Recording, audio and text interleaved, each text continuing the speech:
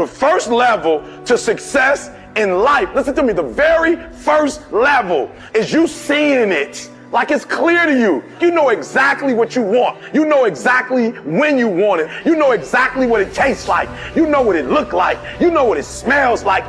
Before you really blow up, and you get success, you literally have it in the palm of your hand without having it. You gotta know what it looks like, tastes like, feel like, because you don't, you're gonna compromise.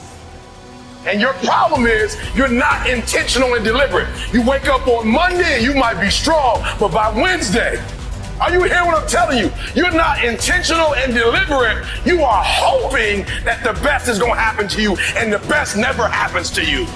You gotta be intentional and deliberate, whether you're making money or not making money. You gotta decide that you're gonna do something, and you gotta do it every Monday, every Tuesday, every Wednesday, every Thursday. The problem with some of you in this room, you're not intentional and deliberate. You're a good person that just hopes the good stuff is gonna happen to you. It has everything to do with what time you wake up. It has everything to do with how you eat. It has everything to do with how you work out, how you prepare. It has every single thing to do with how you think. And when you want it as bad as you want to breathe says, I'm willing to make any sacrifice. I'm willing to go through any pain. I'm willing to go through any suffering. I'm willing to go through whatever it takes. So when I get in there and it's me and him one-on-one, that I guarantee you at the end of it, I won't be the one that surrenders. In order to have unbelievable choice and options in your life, in your pursuit of your dream, you must eliminate them. You must shrink your focus down to one thing, one business, one focus at one time, and master it and get great at it for an extended period of time.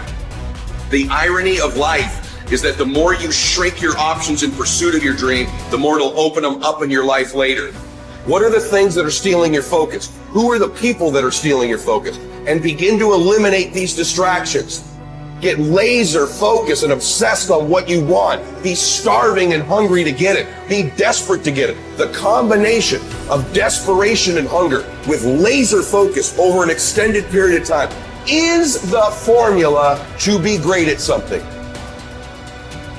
And you've got to be so relentless, regardless of what comes down the pipe, that you're always looking for a way to get over, always looking for a way that you can break through, always looking for a way that you can win, always looking for a way that you can strike a telling blow. But you got to understand, you can always get a little bit better. You can always excel a little bit more. You can always push it a little further. You can always climb a little bit higher. You can always better your best. You can always go beyond anything that you have ever done. And so all you're looking for are new breakthroughs through practice and practice. You'll get better and better. And when you know what you want, you will do anything it takes to get it.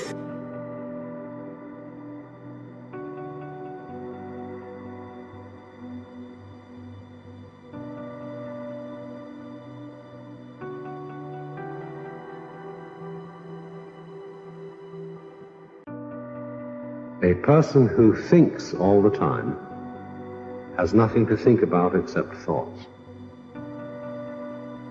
So, he loses touch with reality and lives in a world of illusions. We are so tied up in our minds that we've lost our senses. Time to wake up. What is reality? It isn't material, that's just an idea. Reality is this. Whoever it is that you want to be, no matter how many times you may have failed at attempting to become that person leading up to this point, you can still become that person. You're going to decide who that is. You're going to hold that ideal in your mind, and you're going to force yourself to act in accordance. You are going to tell people what you're up to. And if you really have some balls, you're going to tell people that want you to fail. Because that, believe it or not, that's who's going to come to your rescue in your darkest hours of wanting to give up. It's going to be remembering that out there is someone who's laughing at you, who wants you to fail, that's talking behind your back about how you're never going to achieve it, and then imagine how rad it will be when you actually do achieve it. And so I've been intrigued with, can you be committed to the process of what you do without being emotionally attached to the result of what you do? Because a lot of people can be committed to the process of what they do if the results don't change. But the moment the result or the outcome changes of what they're chasing, they shut it down or they quit simply because the result changed. So can we be committed to the process of what we do, but not emotionally to the result of what we do, understanding every day I get up and give everything I got to everything I'm a part of simply because this is who I am. Like the only thing I need every day of my life is 86,400 seconds. That's it. Like I don't need some reward. Like I don't need, the only thing I need is breath in my body, and I'm flat out going to get it. One of the things you have to understand about life is everything changes and everything ends. And that kind of sounds heavy on the front end, but it's a truth. If everything changes and everything ends, number one, it should make you appreciate what you have right now. And then my view is what's next is always better. If I make it so, it's my job to make it so. I think passion is the genesis of genius.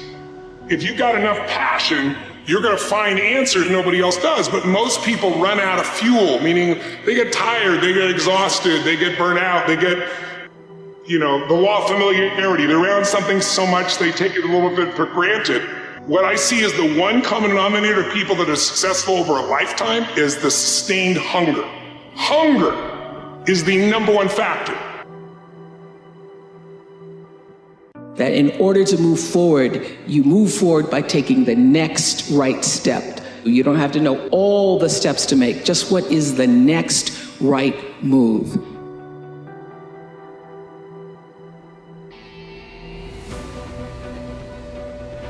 I want to recommend that you take just 1 hour a day, 5 days a week, and devote this hour to exercising your mind. Pick 1 hour a day on which you can fairly regularly count. And during this hour every day, take a completely blank sheet of paper. At the top of the page, write your present primary goal, clearly, simply. Then, since our future depends upon the way in which we handle our work, write down as many ideas as you can for improving that which you now do. Try to think of 20 possible ways in which the activity that fills your day can be improved. You won't always get 20, but even one idea is good. Now remember 2 important points with regard to this. 1, this is not particularly easy, and 2, most of your ideas won't be any good. Now when I say it's not easy, I mean it's like starting any new habit. At first you'll find your mind a little reluctant to be hauled up and out of the old familiar rut. But as you think about your work and ways in which it might be improved, write down every idea that pops into your mind, no matter how absurd it might seem. Let me tell you what will happen. Some of your ideas will be good and worth testing. The most important thing this extra hour accomplishes, however, is that it deeply embeds your goal into your subconscious mind, starts the whole vital machinery working. And 20 ideas a day, if you can come up with that many, total 100 a week, even if you don't think on weekends. An hour a day, 5 days a week, totals 260 hours a year, and still leaves you 3,740 hours of free leisure time. Now this means you'll be thinking about your goal and ways of improving your performance, increasing your service, 6.5 full extra working weeks a year. 6.5 40-hour weeks devoted to thinking and planning. Can you see how easy it is to rise above the so-called competition? And will still leave you with 15 hours a day to spend as you please. Starting each day thinking, you'll find that your mind will continue to work all day long. You'll find that at odd moments, when you least expect it, really great ideas will begin to pop into your mind. And when they do, write them down as soon as you can. Just one great idea can completely revolutionize your work and, as a result, your life.